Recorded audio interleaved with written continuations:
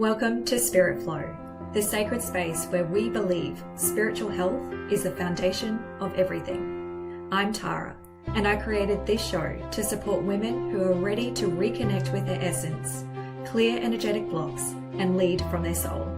When we're spiritually aligned, our health, our relationships, and our purpose begin to flow with ease. Each week, we'll explore the deeper layers of healing through conversations, reflections, and multidimensional lenses: spiritual, energetic, physical, and metaphysical. Let's step into the flow. Welcome back, beautiful souls, to Spirit Flow. I'm your host, Tara Hegarty, and today's episode is all about something that's so close to my heart, something I believe more of us are being called into, whether consciously or unconsciously, and that is grid work. Or I like to call it sometimes grid play. Because honestly, when I tune into grid work, it sounds so official, right? It sounds so like adulting. And I don't know about you, but sometimes my inner child needs a more playful way in. So today we're going to explore this sacred practice that really connects us to Gaia, to one another, and to the greater cosmic web. And we're going to explore it gently, joyfully, and we're going to have a bit of play at the end as well. So let's start here. What exactly is grid work? Well, some people call it service to Gaia. Some see it as earth healing, energy line tuning, working with ley lines. Planetary acupuncture is another term that I've heard floating around as well. And yes, you know what? It's all of that. But at its core, grid work is simply flowing love into Gaia. It's weaving consciousness into the living lattice of the earth. And it's connecting with the land, truly and deeply listening and helping harmonize the invisible frameworks that support life, just like the meridians and chakras of our own bodies.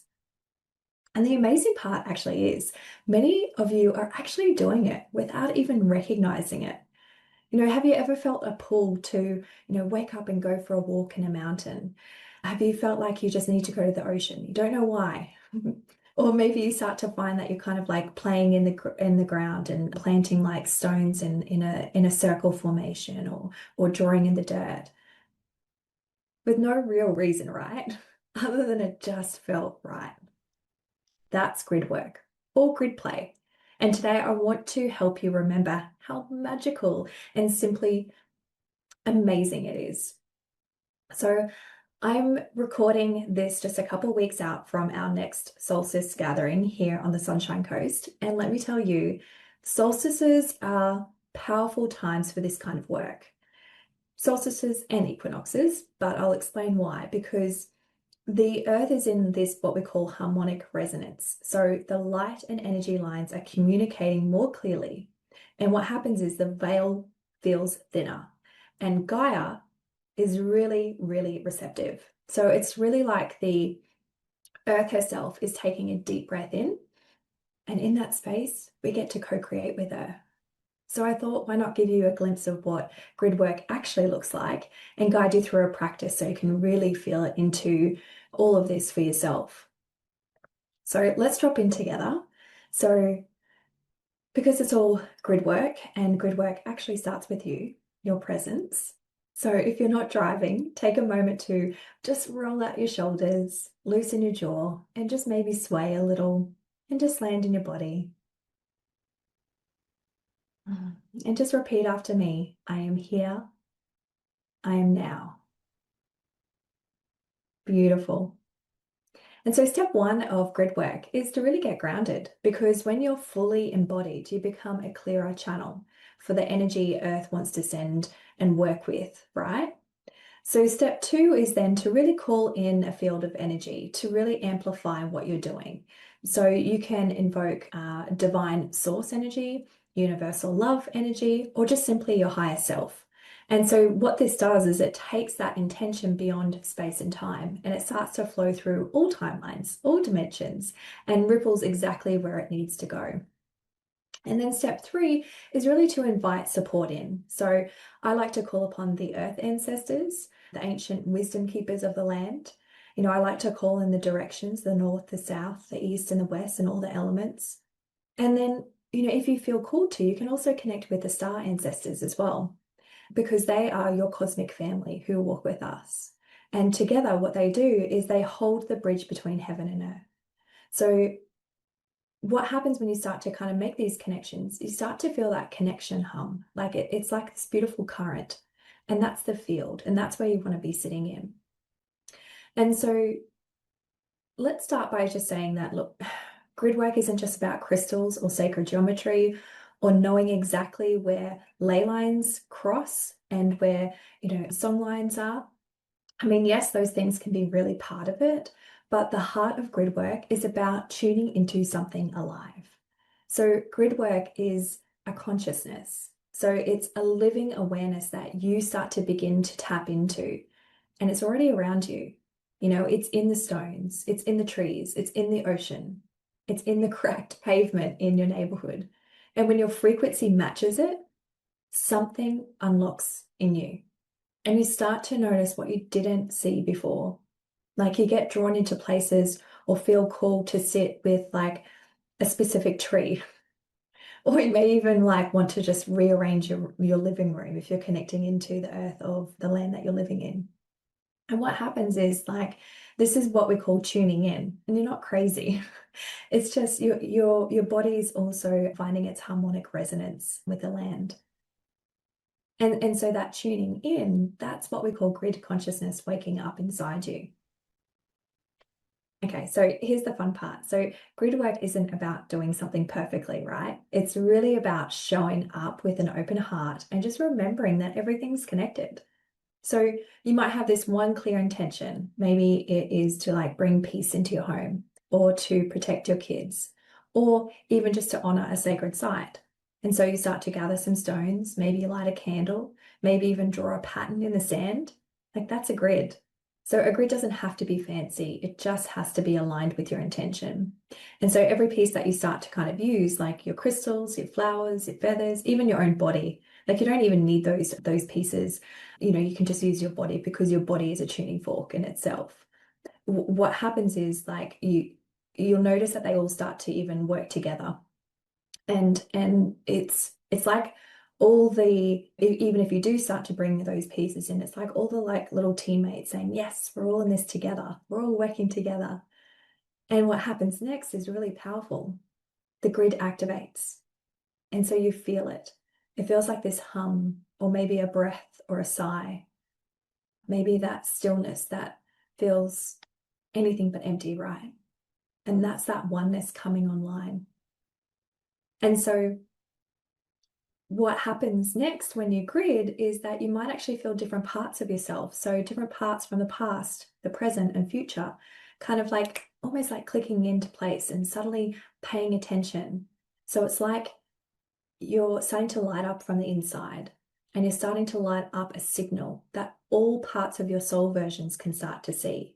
And they're all turning their heads towards you saying, yes, we hear you. We're here with you. And so from here, what you might do is you might actually start to receive messages. You might notice that those feelings that you were feeling earlier start to dissolve. You might even notice like your home starts to feel different. The air feels cleaner. And sometimes just your whole nervous system just exhales. And that's grid work. Simple, right? Like you don't have to travel across the world to do it. And it can happen right in your backyard or even in your living room if you choose to. And so recently we felt called to gather near a coastal headland, one that was like deeply impacted by the recent cyclone that we had here. And so there was this undeniable pull toward the land, toward the water actually. And we were guided to work with a lot of Lemurian energy, a lot of Stargate frequency and consciousness of the dolphins. And those kind of whale lines started to kind of creep through as well, which are these ancient keepers of sound, of memory and joy. And so it was like less of a plan, but just more of like a response, right? A call to kind of weave some sort of healing into the coastline and reconnect the headlands along our eastern shore. And that felt like it was like a forgotten frequency kind of almost kind of being reactivated. And so this was the first of many little expeditions we've been guided to undertake. But honestly, it always begins the same way. it always starts off with this like quiet little nudge, this little knowing, maybe a sense that a certain place wants to be visited, to be witnessed and listened to. So we don't always know what the work actually is until we arrive. And until we arrive, the land starts to reveal the next step. And that's the beauty of it. That's the beauty of bringing trust and surrender into reality for us. And lately I've been working alongside Rory Duff, who many of you may know for his work mapping a lot of energy lines around the planet, particularly all around the UK. And together we've been exploring the Sunshine Coast. We've been exploring the different ley lines and the node systems and tracing the places where energy lines start to intersect. And so when these energy lines intersect, it creates these big, powerful points of convergence. And here's what I've learned is that not all energy lines are the same. So some carry the sun energy. So a lot of them will carry a lot of warmth and clarity and that divine masculine frequency. Others will hold, say, a moon energy, which is really cool and reflective and receptive. And then others start to pulse with the deep earth energy, which is really ancestral, grounding and stabilizing energies. And there's some others that are starting to pop up in as we start to grow our consciousness, which is the galactic lines, and they carry galactic codes. So these higher frequencies that connect us to the stars, to future timelines and expand consciousness. And what happens is that when we work with these different types of energy, and especially at nodes where like multiple lines converge, what we do is we start to create a ripple effect. And so these shifts made at one point vibrate out along the entire line. And so what they do is they start to impact ecosystems, weather patterns, consciousness grids, and all the subtle energies of all who live along that thread. And so it's really sacred work, and it has to be playful too. Like it asks us to, bring a lot of our inner priestess, bringing that curious, that willingness to kind of show up. And this work, it really is a sense of being in tune and listening to some of the messages that's coming up through the energy and through the energy lines. So, and you know what? It's all about play. I just want to keep coming back to that. It's about play. It's about bringing that childlike kind of wonder and awe to these places. Because a lot of the land that we're connecting to, you can feel it. You can feel a lot of sadness and grief that it's holding. You can feel a lot of the trauma from the colonization and everything like that.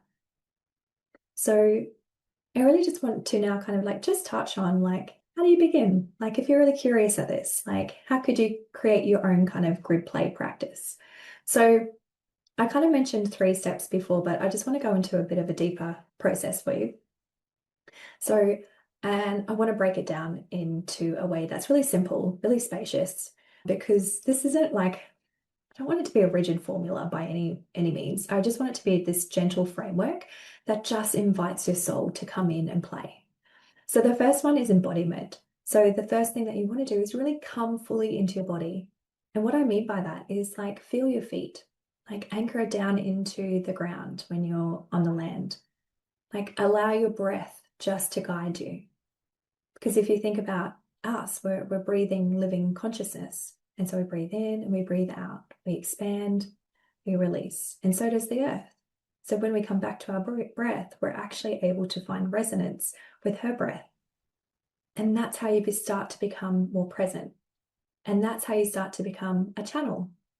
And the earth can start to feel where you are, where you're really standing in that present moment.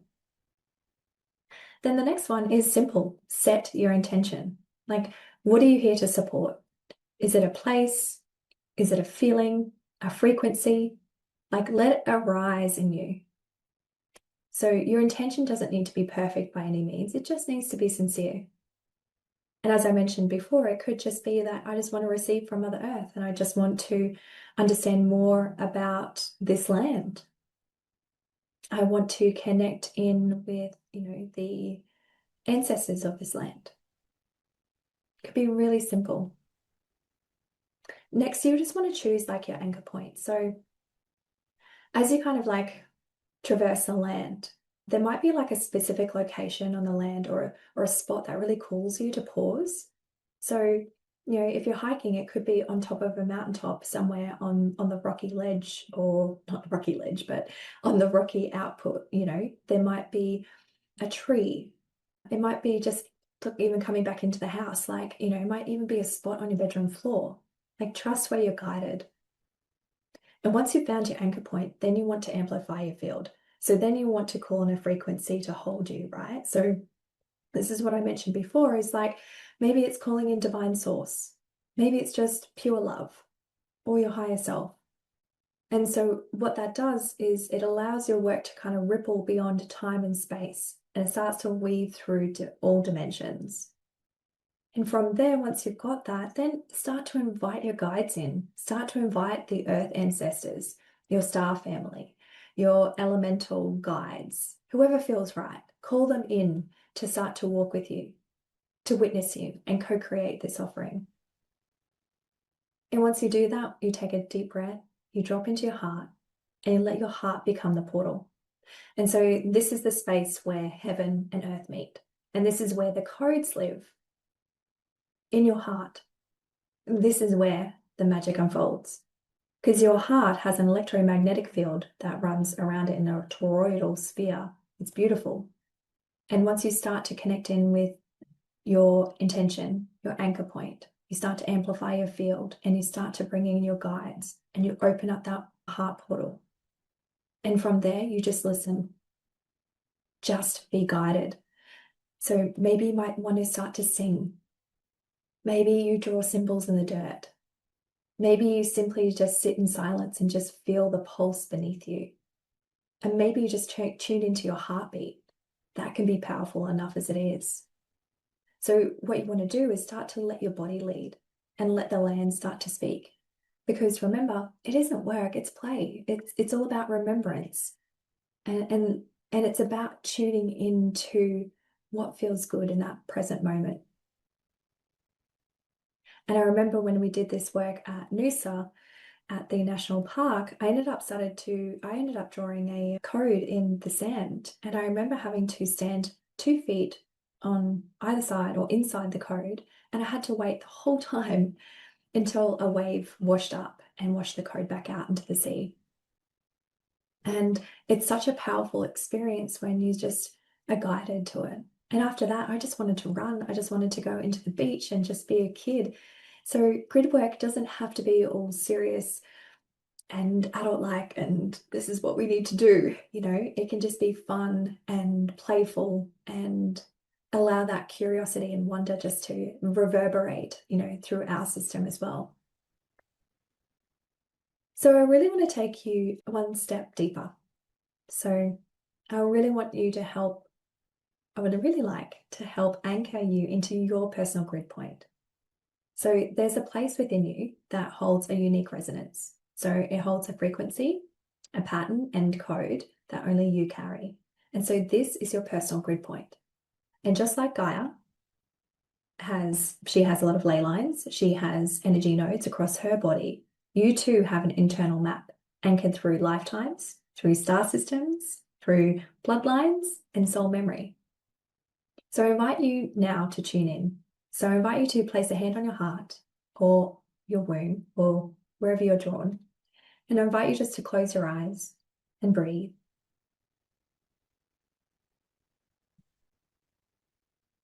And just feel into where you hold the strongest connection to earth and spirit.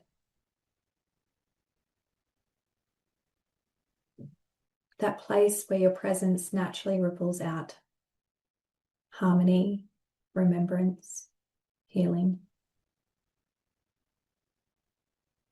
Just ask your body to show you where you hold the strongest connection to earth and spirit.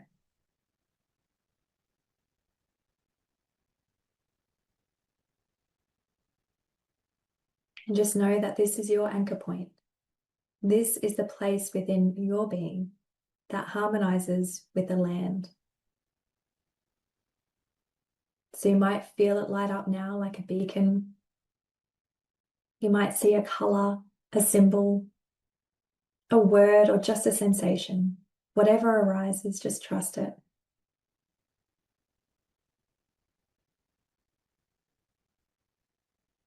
And from this place, your grid work begins.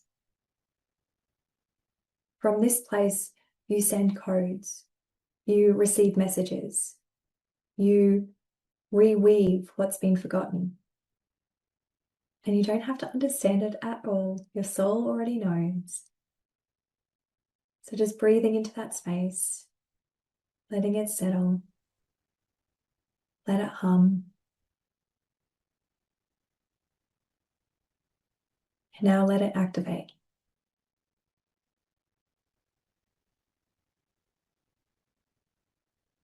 And you're not just doing grid work, right?